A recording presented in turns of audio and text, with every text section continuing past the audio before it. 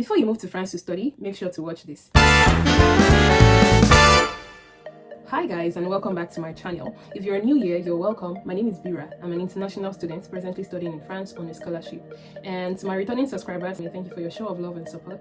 And before I continue, I'd like to officially welcome you to the new year. This is like my first video in 2026, so happy New Year.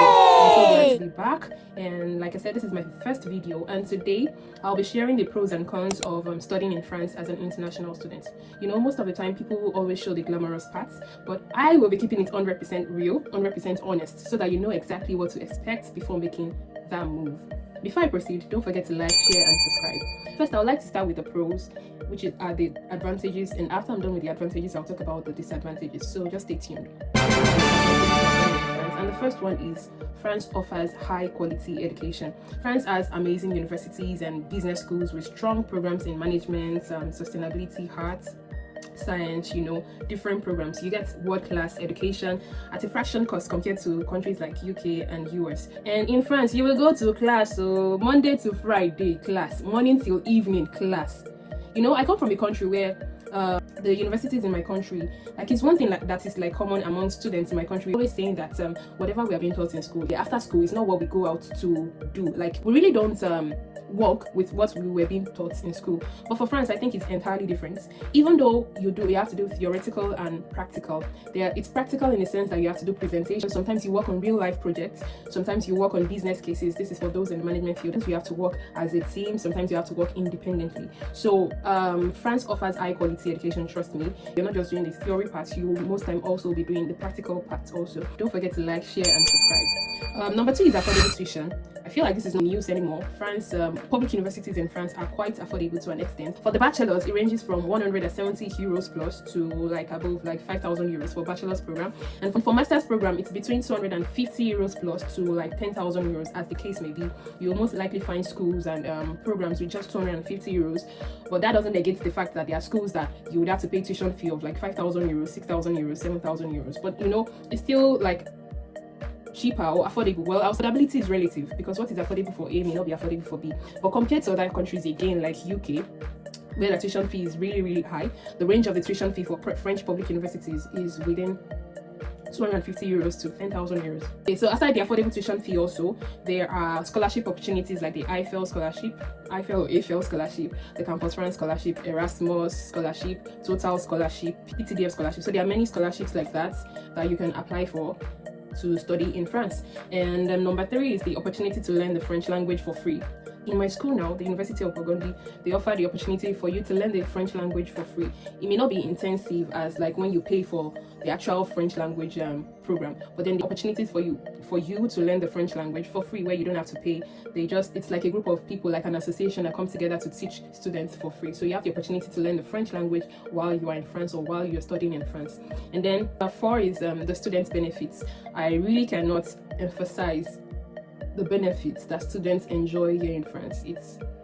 I would not want to say it's enormous, but to be honest, maybe because I've not visited other countries to know what students get in other countries. But then again, I have friends in UK, US and Canada, and then I tell them the benefits I enjoy as a student in my country, and they're like, oh wow, you guys are really enjoying. There are students' benefits like the housing aid, which is called CAF. However, there have been speculations that CAF is going to be put on hold this year, I think around June or July 2026. That CAF will not be granted to international students anymore, except for scholarship students. So priority will only be given to scholarship students. Speculations in quotes, so I'm not really 100% sure. But as of now, January 2026, students are still enjoying CAF. And then there is transport discounts. You get discounts for your transportation. Like for instance, for me, my transportation in my city is 42 euros per month, but I was able to get a complimentary discount. Now I only have to pay 21 euros per month for my bus and tram tickets to go to wherever I want to go to in my city. And then there is health insurance also there. You can also get complimentary health insurance where you pay little to nothing for your health issues. And then France treats students well. And number 5, which is the 5th one, final pro that I'll be talking about today, is the travel opportunity. If you're able to get a Schengen visa to come and study in France, it gives you the opportunity to travel to many countries without a visa. And this is simply because you have the Schengen visa. So you are able to go to Germany, you're able to go to Switzerland, you're able to go to Poland, you're able to go to Norway, Sweden, all those European countries without you needing a visa. As much as you already have your Schengen visa to come to France to study, you do not need another visa to visit another European country. So yeah, so far you have your money, just travel the world, just tour around the world. If you watched till this point, please don't forget to like, share, and subscribe. Now I'll be talking about the cons, which are the disadvantages. Number one disadvantage is the language barrier. Oh my god, you would never know that the language is a barrier until you get to the country, right? So it's not knowing how to speak or understand the language will hinder you from so many opportunities, trust me. I even tell people that you need to know more than the basics to get opportunities here in this country. If you know the language, it will do you a lot of good, to be honest, because it will help you to get jobs, it will help you to relate well with people, it will help, it will just help you to make your life easier in this country. So language barrier is a huge disadvantage. So if you know you want to come to France, please start learning the language. It's really gonna help you when you get here.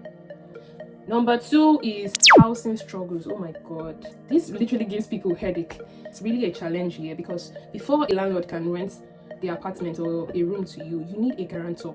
Now there are like agencies that you can use as a guarantor. There is Visal and Guarant Me. Visal now is free for people who are not above 30. Guarant Me is not free and it's for people who are above 30. People that are above 30 can use Guarant Me. So if you want to take an apartment or a room here in France, you need someone that can stand as a guarantor on your behalf, or you need to register on Visal or Guarant Me. I think there are other agencies like that too. I only know of Visal and Guarant Me.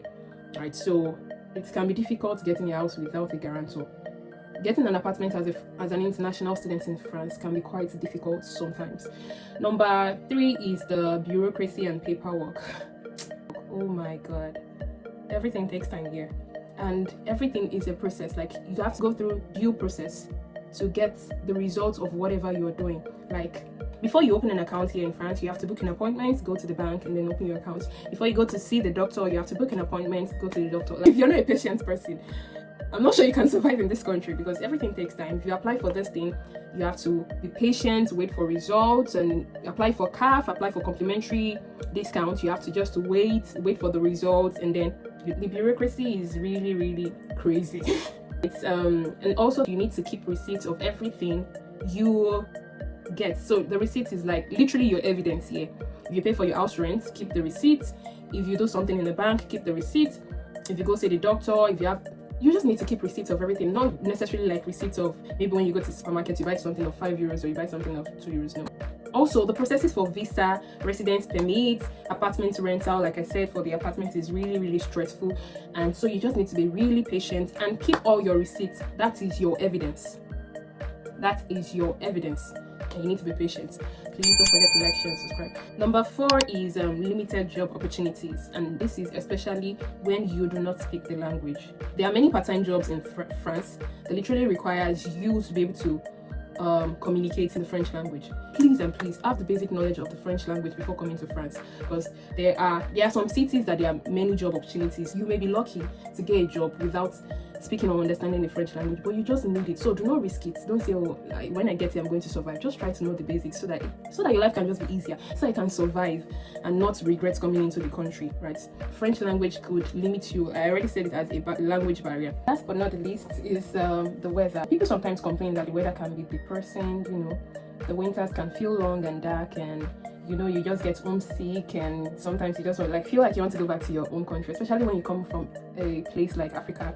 The weather is totally different from what we have in Africa. It's like the opposite, and so people complain that the weather can be depressing. Well, for me, that is not really my case, although I get homesick sometimes. I feel like I want to go back to my home country. I miss my people so much. I want to eat this, I want to eat that. Because my experience will be different from yours.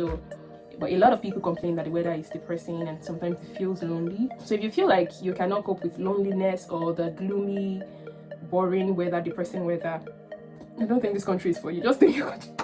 Just stay in your country. These are like the pros and cons of having to stay in France, live in France, work in France, study in France. Studying in France is an amazing opportunity, especially for me. It's a life-changing opportunity, but it comes with its own challenges. My advice is that you do your research before coming, learn the basic French language. To survive in this country, you need to be open-minded. If you handle it well, it can be one of the most rewarding experiences of your life. Finally, if you found this helpful, please don't forget to like, share, comment, and subscribe for more videos about living and studying in France. I hope to see you in my next video. Bye!